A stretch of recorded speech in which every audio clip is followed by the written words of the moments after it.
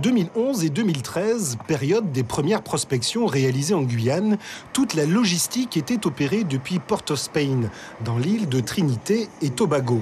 Rien en Guyane.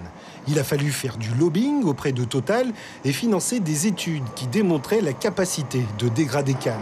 Ça a marché. Pour la dernière campagne, 400 000 € de taxes et droits portuaires ont été encaissés. Mais voilà, patatras, l'échec du dernier puits a compromis la suite des forages. Si Total avait trouvé du pétrole, 4 autres puits étaient programmés. Le port du Mahuri avait déjà dédié 7000 m² aux pétroliers.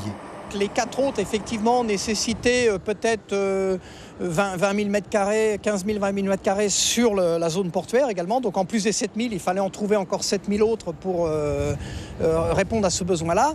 Et si les 4 forages étaient eux-mêmes favorables, alors là, on basculait dans une phase d'exploitation pétrolière qui nécessitait environ 30 hectares de zones d'activité industrielle et un quai d'une 100-150 mètres de long.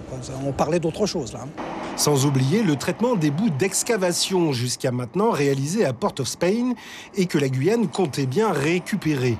Adieu donc veaux, vaches, cochons et couvées. Pour le grand port, à présent, il faut trouver d'autres leviers de développement que la consommation des ménages et son armada de porte-conteneurs.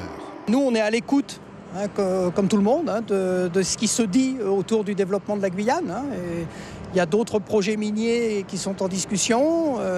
On parle par ailleurs de la filière bois, de la filière biodiversité. Il y a le traitement des déchets. On voit bien qu'en Guyane, il y a un sujet là-dessus. C'est qu'on produit beaucoup de déchets, et peut-être pas suffisamment pour être capable de les valoriser et de les retraiter sur place. Donc ça veut dire peut-être installer une chaîne d'exportation vers des pays ou des zones qui seraient en capacité de valoriser ces déchets-là. Pour répondre aux besoins de Total, 15 emplois avaient été créés. Ils vont certainement disparaître avec la fin de l'activité.